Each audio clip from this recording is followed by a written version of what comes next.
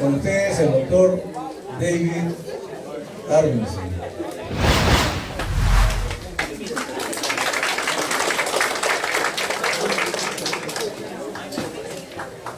Hi everyone, thanks for coming. So my name is David Arvinson, and I'm going to talk about the data analysis part of our water studies project here in Peru.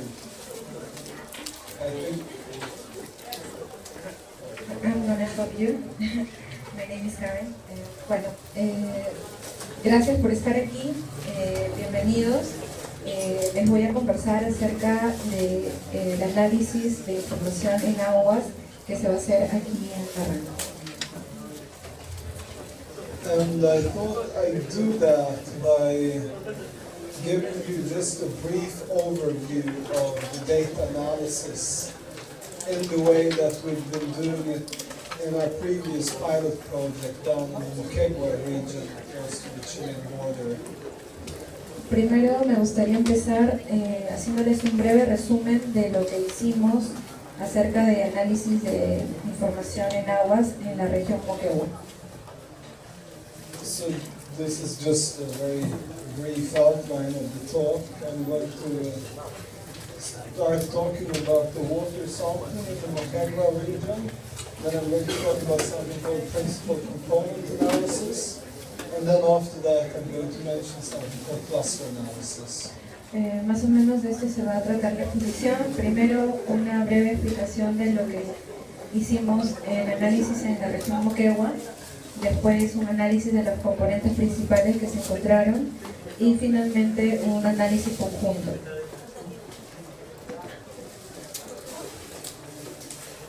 So it's a bit more than a year that we've been working on our other project, which was the first project of our team in Peru, which is located in the Moquegua region, down at the far south end of Peru, which I'm sure you all surely know. Bueno, él les explicando un poco de el proyecto que emprendieron hace poco menos de medio año en la región Moquegua. Todos conocen Moquegua, queda al sur de Perú. And this is a map of the river catchments around the city of Moquegua, where we have the coastal line to the lower left side and then various rivers. Este es un mapa de la distribución de los ríos en Moquegua y está mostrando también algunos de los puntos que fueron seleccionados para tomar las muestras de agua. And here in Barranca, I think we have reason to believe that the biggest part of our interest in the water analysis will be with regard to agricultural activity. But down in the Moquegua region, our initial primary interest was to study whether or not the copper mines in the area had an impact on the rivers. And the copper mines are located here and here. Bueno, el foco de estudio en la región Moquegua se fundamentó en que existe mucha actividad minera en esa zona, sobre todo en minas de cobre. Entonces ellos han seleccionado dos puntos de muestreo cercanos a las minas de cobre, ¿no? De la misma forma, extrapolando esa zona, se especula de que la zona de Barranca también pueda ser un punto interesante de estudio debido a la actividad en la agricultura. And my part in this project is really to see whether or not we can use this data that we collect by various means to draw conclusions with regard to ideas that people have that the mines would affect the water or that agriculture would affect the water. So my part in this project is to use mathematical and statistical analysis tools to see if that's possible. Su trabajo en este proyecto es demostrar a través de métodos matemáticos, estadísticos, si existe una relación directa del efecto de la actividad contaminante que puede ser la minería o la agricultura sobre el impacto en la salud del hombre. This is drone picture of one of our sampling sites just below the city of Moquegua, close to the village El Conde. Esta es una fotografía, ¿no?, de la zona del valle rodeada del río de Moquegua, donde ellos han trabajado. And this is a picture of one of our other sites at 5,200 meters altitude, just above the Pasto Grande Reservoir.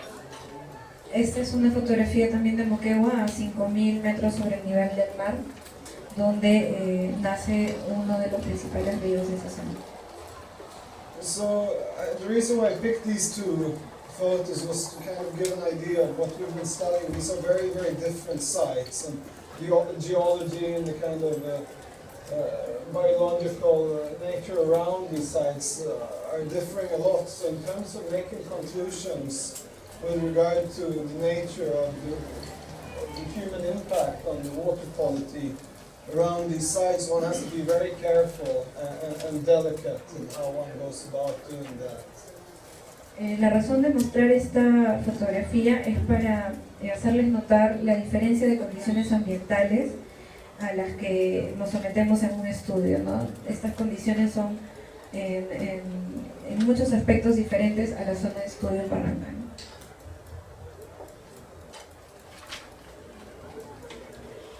So what did we actually do in terms of collection of samples in Moquegua? We collected samples from about 50 sample sites. En Moquegua se hicieron 50 muestreos en diferentes lugares. And we took these samples during the Austral summer of the El Niño year last year, then the Austral winter, and the more normal Austral summer this year. So we have these sample sites sampled 3 different times. Las colectas de las 50 muestras se hicieron de manera estacional, durante condiciones del Niño, en verano austral y invierno austral, ¿no?, para evaluar si hay algún tipo de cambio en el estudio. An immediate question to anyone who's doing data analysis would be to ask, is this enough? Are 50 sites enough for this catchment, and are 3 times enough to draw rigid conclusions with respect to the nature of these sites? ¿This is enough? No, the question is, I mean, I would ask myself, is this enough? Yeah. Seguramente se están preguntando si esta colecta, o sea, 50 muestras en 3 tiempos estacionales, son suficientes para emitir conclusiones del estudio. And another question is, how many different types of parameters should we test for? We tested 44 different parameters, ranging from heavy water testing to the standard pH and temperature testing. Ellos han evaluado 44 parámetros físico-químicos entre pH, temperatura, densidad y otros parámetros más, pero han sido 44.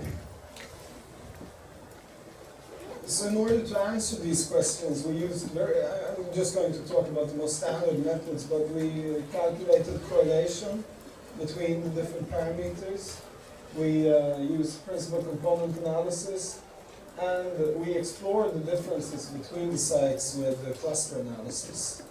Han aplicado 3 tipos de métodos, la correlación que existe entre los resultados del cálculo para las 50 muestras y en los 3 tipos de estacionalidad.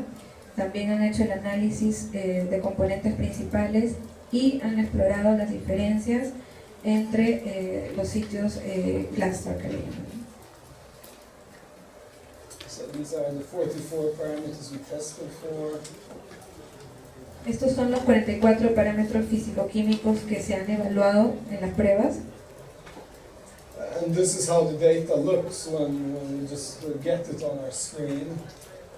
Y así es como lucen los resultados una vez que obtenemos las muestras.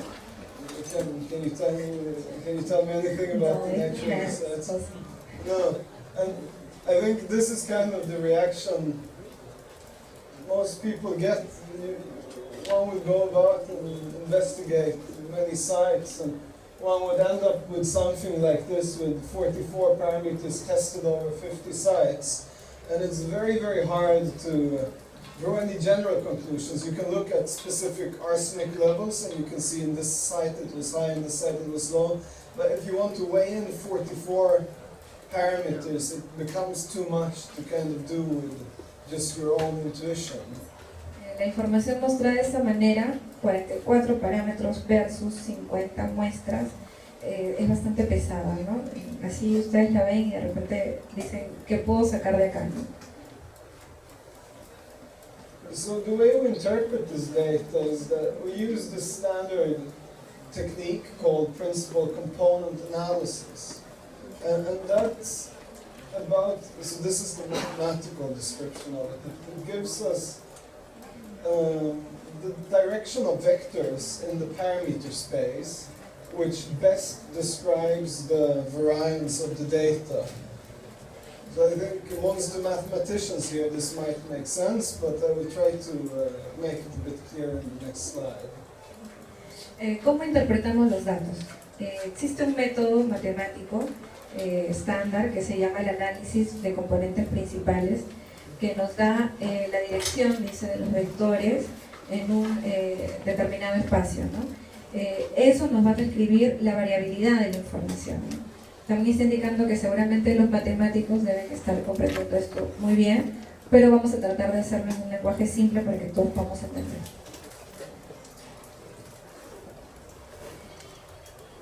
So this is a simple example. So instead of 44 parameters, let's say we just tested for 2 parameters, iron and copper on the y and the x-axis here.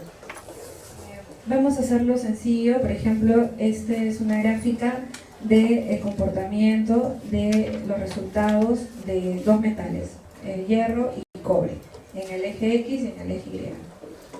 And instead of 50 sites, we just take 5 sites. En vez de tomar 50 lugares de muestra, solamente vamos a tomar 5 puntos.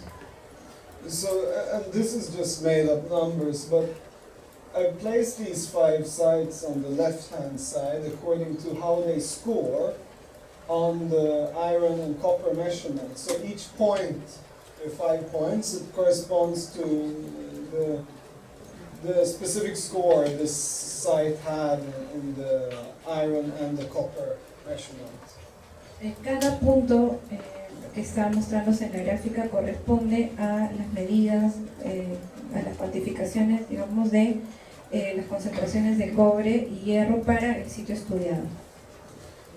I think it's evident to everyone here that there is some sort of correlation between the measurement of iron and the measurement of copper.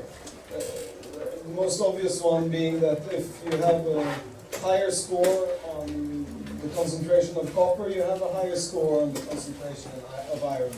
Es evidente en esta gráfica que existe una correlación en la concentración de cobre y hierro, ¿no? A más concentración de cobre, mayor concentración de hierro. So what you then can do, and that's the little green and red axis on the figure to the left. The red line, that goes in the direction of the most spread of the variance of the data, and the green arrow, that goes in the direction of the second most spread of the variance of the data. And you can then rotate your figure according to that and get the figure on the right-hand side. En el gráfico podemos ver dos ejes. El eje verde está dirigiéndose hacia la mayor concentración de hierro y el eje rojo se está mostrando la dirección de variabilidad hacia la mayor concentración de cobre, ¿no? Nosotros ese eje lo podemos variar hacia la mano derecha para mostrar, digamos, un eje recto, ¿no? And you then end up with the figure on the right, which has 2 new axes. The right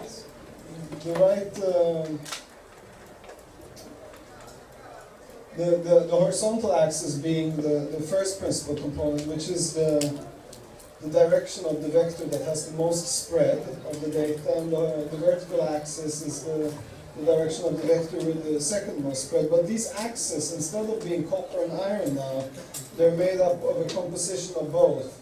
So instead of considering your data in the space of your original parameters, you combine these parameters into a new set that makes it easier to interpret the data.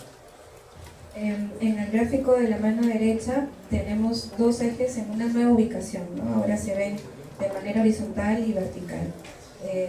El rojo está indicando el parámetro que se presenta en mayor concentración y el verde en menor concentración. Pero al margen de eso nos está mostrando de que en la muestra, en el sitio estudiado, ambos metales, hierro y cobre, están presentes y con eso podemos analizar otros datos. And as you can see, which is fairly obvious, is that the most variance of the data is in the horizontal direction of the first principal component, as they're called. And then there's only a little bit of variance in the data in the vertical direction, which is in the second principal component. El eje verde y el eje rojo toman dos nombres. El eje rojo lo vamos a denominar como el principal componente y el eje verde como el componente secundario, ¿no? Como puede verse, en el eje horizontal, el rojo, se muestra mayor variabilidad que en el eje verde. So in terms of making it easier to describe this already quite easy example, one could throw away the information about the second, the green principal component, and just describe the data fairly well, not perfectly, but fairly well, with the red principal component, which is the largest one. And in this example, we originally just had two parameters, so it's quite straightforward. But the same idea can be made in a multi-dimensional space, where you go from 44 parameters to a few. Como pueden ver, este análisis solamente lo hemos hecho con dos componentes, es un análisis bidimensional, pero lo mismo se puede hacer en un espacio para todas las 44 mediciones que se han hecho y ya se transforma en un análisis multidimensional. And this is one of the ways we've been dealing with our data and trying to make it more easy to do useful things with it. De este modo podemos analizar los datos de manera más simple, más útil y simplificando todo en un gráfico. So just a quick sketch of how you do it. You start off with the calculation of the covariance matrix of the normalized data. Bueno, esta es una fórmula para calcular la matriz de covarianza en la información. And then you compute the eigenvalues by solving the standard eigenvalue problem of the covariance matrix. Bueno, y de aquí se obtienen los valores, los autovalores y los autovectores, ¿no?, de la matriz de covarianza. And this, if you then arrange them in descending order according to the value of their eigenvalue, you will find that the first, second, and third vector you get out of this will correspond to your first, second, and third principal component.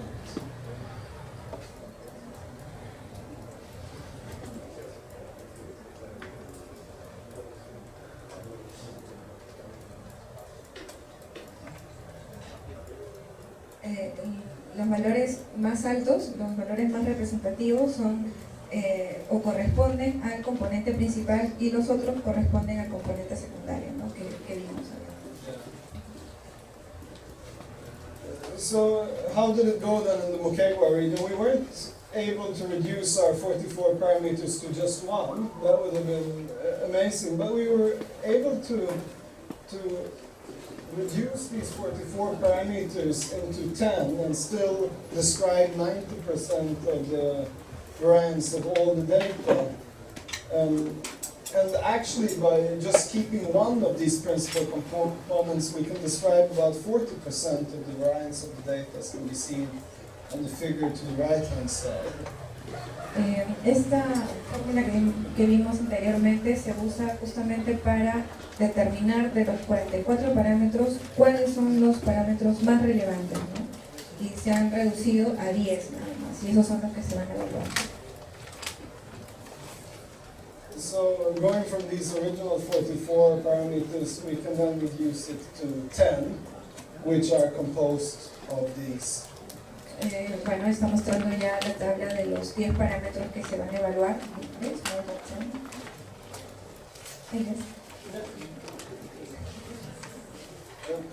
Something more straightforward we can do in terms of answering the question, is it necessary to test for all the 44 parameters, is to do a principal component analysis of few bundles of parameters that we suspect are highly correlated.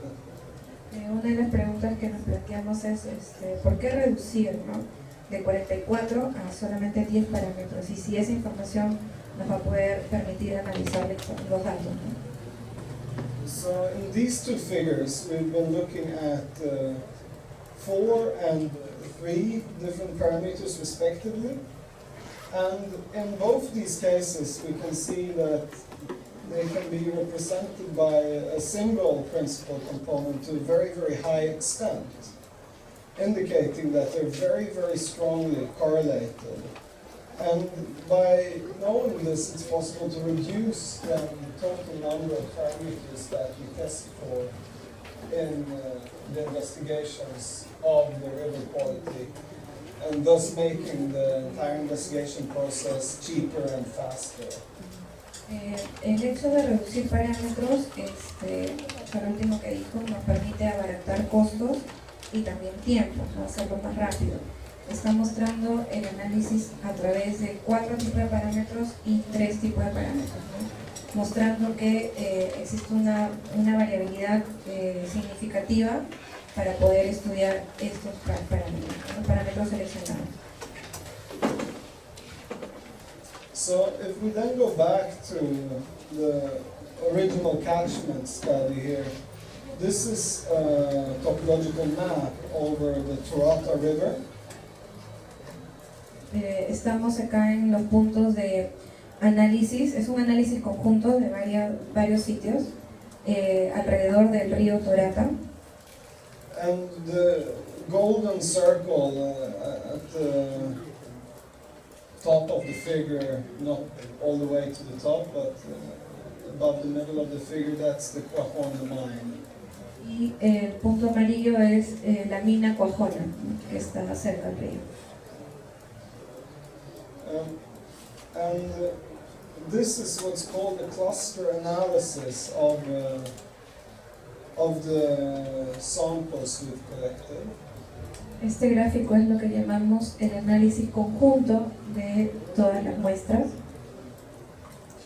And on the vertical axis here, we have something called Euclidean distance, which basically symbolizes the difference between sites. So if two of the sites noted at the bottom here are connected with a very long line, that means that they're very different from each other. But if they're connected with a small line, it means that they're very similar. Lo que nos muestra este gráfico es un poco la variabilidad entre distintos sitios, ¿no?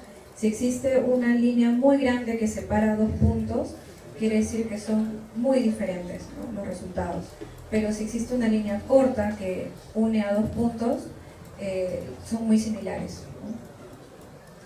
And this calculation is done with something called Ward's cluster analysis method, which is a very, very computationally difficult task to carry out. It grows exponentially in time with the number of sites and the number of parameters you're testing for. So in order to be able to do this on a large data set, we need to do principal component analysis before, so that you reduce your data set into something that your computer can work with more easily. Imagínense hacer un dendrograma con 44 parámetros, sería muy complicado. Por eso es que previamente a hacer este método de análisis conjunto, se hace primero el análisis de componentes principales. para determinar qué parámetros y de esa forma tener resultados significativos, pero también más sencillos de trabajar. And now let's talk a bit about what we could learn from this analysis that we did. If you remember one of the first slides of this Excel document with loads of data, one would have to impose personal kind of subjective ideas of what's going on in the data in order to use that to draw conclusions. But what's beautiful with the cluster analysis method is that you can feed a huge amount of data into your algorithm, and it's completely objective. You don't put any suppositions into it, and you just get the result out. So it's a very rigid way of producing results that are objective and not colored by the kind of hypothesis of the researcher working with. La principal ventaja de este tipo de análisis conjunto es que nos permite ser muy objetivos sobre determinar si cierta zona se está viendo contaminada por el efecto directo de la actividad, en este caso minera, ¿no? Y no emitir conclusiones muy subjetivas de si creemos que el agua se contamina por esa fuente, ¿no? Aquí los resultados, al medirlos de manera conjunta, nos permite de manera muy certera saber si estamos siendo objetivos con nuestras conclusiones. And then, what did we actually learn in the case of the pilot project in Moquegua? Well, the most prominent feature is the cluster to the far left. Sorry, will you repeat, please? So I'm rhetorically asking, what did we learn during the pilot project in Moquegua? And the most prominent feature of the cluster analysis is the similarity between the sites that are to the left of this figure, which corresponds to the sites just below the city of Moquegua. So the clearest cluster ends up here on this figure, and that corresponds to the sites just below the city of Moquegua. These sites are the most different from all the other sites.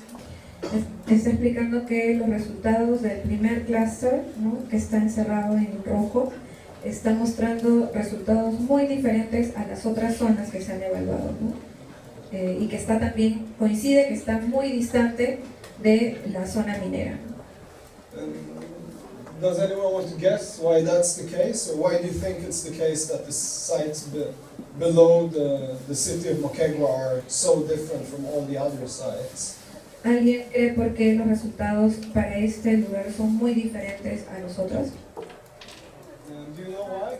Why do you think? ¿Saben por qué?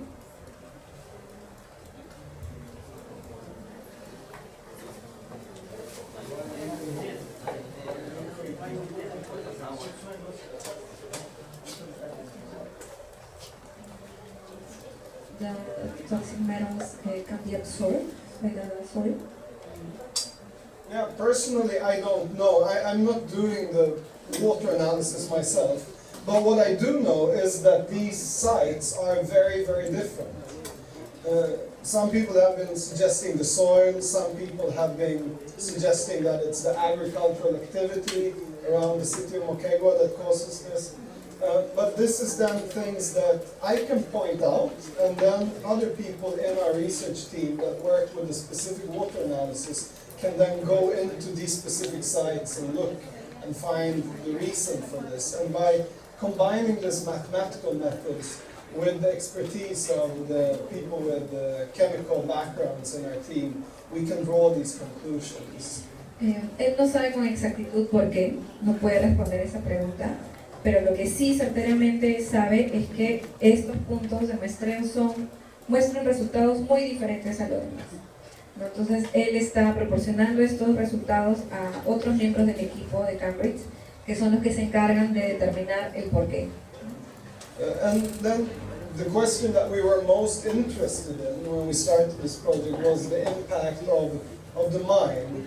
And from the analysis we found a less prominent feature, but still a feature, which is that the sites I encircle here, they correspond to the sites above the mine. So again, we see that the sites here above the mine are different from the sites that are below the mine. Lo que también está mostrando el gráfico es que los resultados de los análisis en los sitios que se muestrearon cuesta arriba del río son muy diferentes a los resultados que se obtuvieron cuesta abajo del río. And again, this could be because of the geology above the mine, it could be because of the lack of vegetation above the mine, but again, this is something that chemists can then look into the specific data of these sites, and if one then sees that there is a lack of contamination in terms of heavy metals or copper in this water compared to the sites below, this kind of analysis then strengthens the hypothesis that the mine does have some sort of impact on the river quality. Bueno, los factores a los que se deben estas diferencias pueden ser muchos. Él cree que puede ser por la geología del lugar, ¿no?, que rodea la mina, pero esto es algo que ya van a determinar los químicos, ¿no? Aquí entran a jugar los químicos para, en función a los resultados, determinar qué está sucediendo en la zona.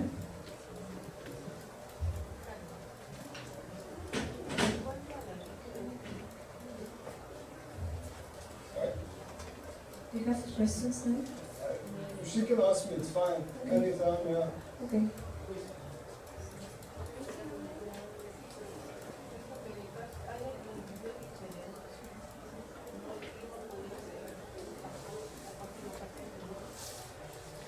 The difference between the side above the river and beside below the river, Below the line. below the line, the altitude. Could be the altitude a factor? Yeah, it could definitely be the altitude. So in order to answer such a question, I've reduced this data set that I'm presenting here quite substantially. So in the overall picture, we've been looking on several rivers, and they've been of different characters. So we've also been looking at rivers that don't have mines on them. And if you then compare the two clusters of these rivers, you would expect, if it's the altitude that makes the difference, you would expect the clustering to be similar in the rivers without mines. But what we find is that actually, if you look on the rivers that don't have mines downstream, they don't have this kind of altitude clustering to the same extent. Sí, efectivamente el factor altitud puede ser determinante. Otra cosa que ellos han observado es que en la zona del río cuesta abajo no hay minas, sino más bien en la zona más alta. Entonces, por eso podrían deberse las diferencias, ¿no?, en los resultados. This is just an example that I made where we reduced the number of parameters that we looked at to just these four. So it's sodium, potassium, magnesium, and calcium.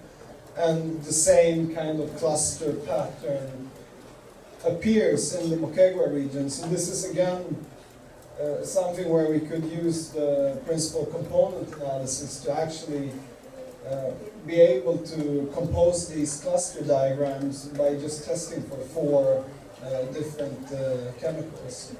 Cuando reducimos los parámetros a 4, en este caso sodio, potasio, magnesio y calcio, también se muestra un dendrograma con patrones de comportamiento muy similares al dendrograma anterior, ¿no? Indicándonos que efectivamente existe una zona con resultados muy diferentes a la otra, ¿no?, que es la zona hacia abajo y hacia arriba del río. So just to summarize what we did, we used cluster analysis to establish a suitable number of sample sites, because in these clusters, as we saw, if the distance is small enough, there is not really any use in collecting both of them, because we already know that these two sites are very similar. So by doing this during our pilot project, we've been able to reduce the number of sites that one would have to sample to make good conclusions. Una de las conclusiones que nos permitió hacer estos métodos es, por ejemplo, reducir el número de zonas que se van a muestrear, ¿no? Si existen dos zonas con comportamiento o con resultados muy similares, es como muestrear una sola zona, ¿no? Entonces, mejor es tener muestras o representativas de varias zonas, pero que no se solapen, ¿no? Que nos permitan a nosotros hacer comparaciones. And the cluster analysis was used to group the data so we could draw inferences about the impact of agriculture or mines or cities on the water quality of rivers. El análisis conjunto, que es el método que han empleado, es muy útil para determinar efectivamente si existe contaminación en una zona donde se haga minería o agricultura. And we also use principal component analysis, PCA, in order to establish the most valuable measurements and to reduce the number of parameters that we need to test for.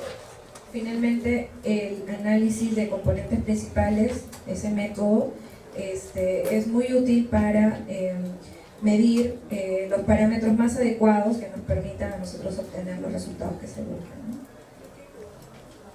So in terms of the future of this project, I just wanted to say that we're very, very eager to apply our methodology that we've now developed in Moquegua to the region of Barranca.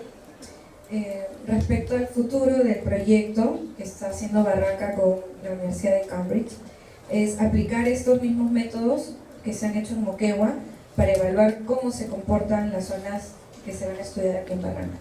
We're extremely interested in seeing how this methodology will work with your very special climate and nature that you have around Barranca, with the agriculture that's around here, and we would be very happy to engage with you and see what kind of ideas you have about the water quality in various areas around Barranca.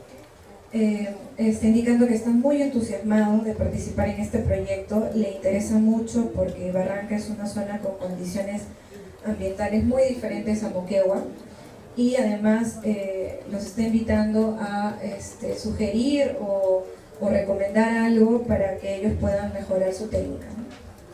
And finally, I'm sure Norm mentioned that one of the primary goals of the Cambridge Water Analysis Project is to develop a technology called tagging technology. Una de las principales metas de este tipo de trabajo que se están haciendo en Cambridge es justamente llegar a implementar una técnica de etiquetamiento o tagging. And it's really with this tagging technology we hope to be able to collect vast quantities of data from many sample sites. El objetivo de desarrollar la tecnología de tagging es levantar información en distintos lugares acerca de la presencia de contaminantes.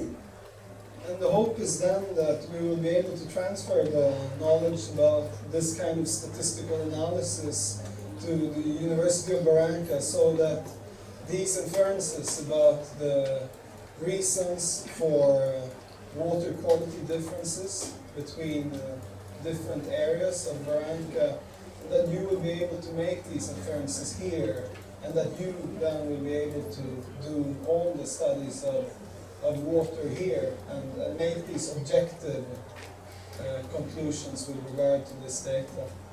La intención de la Universidad de Cambridge con este estudio es transferir la información que ellos levanten a través de los puntos de muestreo que se están tomando en Barranca para que la información esté a disposición de ustedes y puedan con ello desarrollar otros proyectos de investigación. Okay, so thank you very much. Muchas gracias.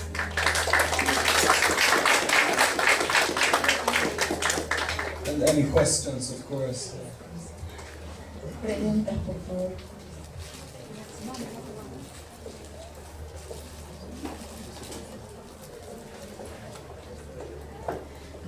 Buenas noches, doctor. En la selección de la muestra que usted cogió como es un análisis multivariado, ¿no? Análisis de componentes, ¿qué técnica usted seleccionó las 10? ¿Con qué técnica usted lo seleccionó los 10? Las 10 muestras nomás, ¿no? Un muestreo aleatorio, un muestreo por estratos, un muestreo por área. ¿Cuál es la técnica que, o por conveniencia, lo hizo usted?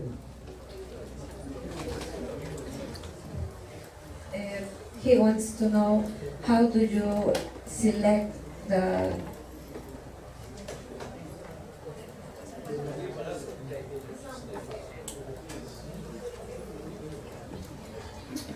parameters. yeah. Okay, so this is where the multivariate technique of principal component analysis comes in. So if you calculate the covariance matrix of the data and then calculate the eigen decomposition of this matrix and arrange the vectors you get out in descending order according to the largest eigenvalue, you can then pick the first 10 vectors and they will automatically be the best to describe your data. Está indicando de que él primero analizó la matriz de covarianza, ¿no? de los 44 parámetros, y con los 44 seleccionó los parámetros que le pudieran dar los mejores resultados, ¿no?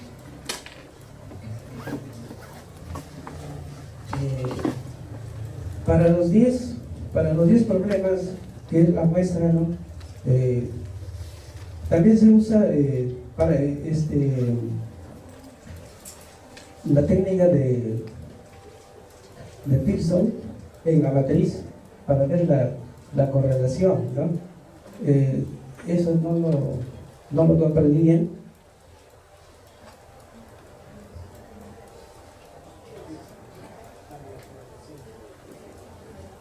To make the relation in the results, you use the Pearson technique? Pearson technique? Well, you can, but that's not what I'm doing. No. Dice que puede hacerlo, pero no fue el objetivo de So I have a computer package that I would be happy to share with anyone here. Todo es computacional, ¿no? Incluso dice que puede compartir con ustedes el software que le ayude a hacer esta técnica. Yeah, so I've written my own software that we use in Cambridge, and I'm happy to give that to anyone here. Se lo puede dejar sin compromiso para que pruebe.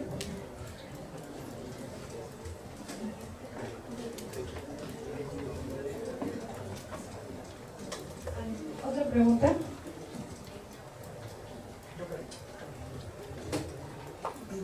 Buenas tardes. Yo quisiera preguntarle qué criterio usted determinó los parámetros. ¿Se utilizó algún estudio previo o algún reglamento?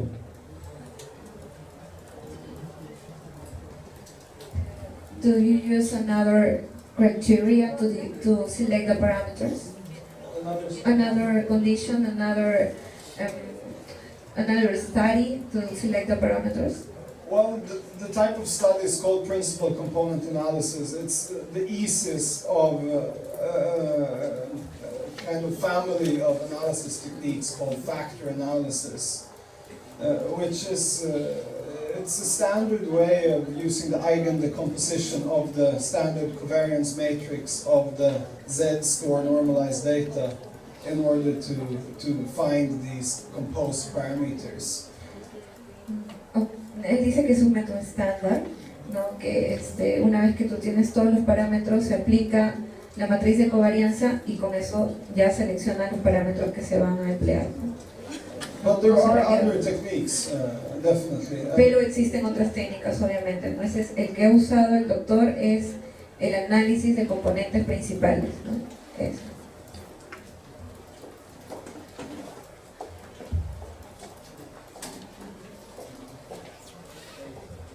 Efectivamente, el doctor ha utilizado el análisis numérico desde el punto de vista de técnicas estadísticas. ¿qué posibilidad hay de emplear un análisis numérico con técnicas matemáticas de, por ejemplo, el análisis funcional, el funcional análisis?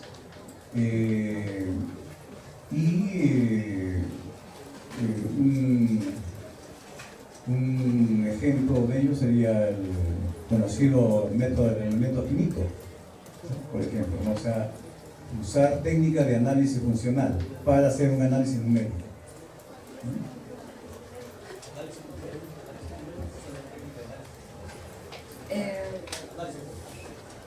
How can I use functional analysis in a numeric analysis? Yeah, this is a very good question. I think in terms of if you're testing for 50 sites with 44 parameters, you can still solve the problem analytically. But if we're using the tagging technology in order to develop a bigger data bank, you're right, you will have to resort to numerical analysis techniques in order to do that. And then again, this is where the reduction of data with principal component comes in handy. And Eustace, my colleague here, just asked me to point out that in this type of analysis, it's not me who selects these 10 composed parameters in the end, it's the computer program that does that automatically according to the algorithm. Por ejemplo, la posibilidad de utilizar técnicas de análisis funcional con el método del elemento finito.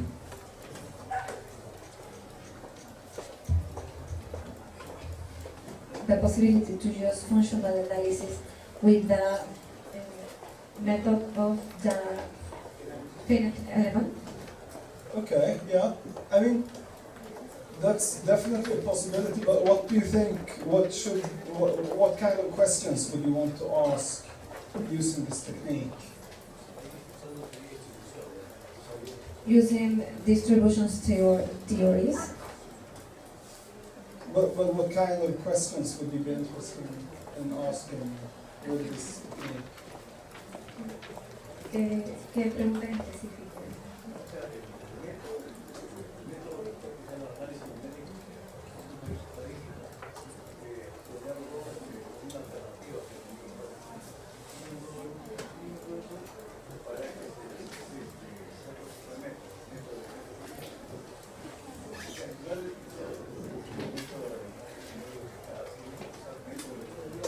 Instead of using the numeric analysis you are doing, they can use the technique of the finite element. Okay, yeah, I mean, I think there are many interesting ways of doing it, and I would be very, very happy to discuss with you various ways that you would like this to be done, or if you have any ideas of how we can do the data analysis in a way that suits you. I mean, this would just add to the project, so I would be very, very happy to have that conversation with you. Sí, se pueden usar otros métodos, el doctor está feliz de aceptar sugerencias que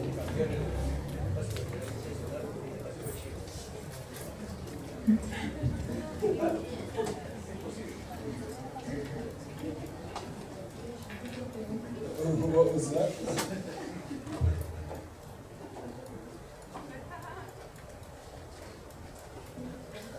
no more questions, I think. Okay.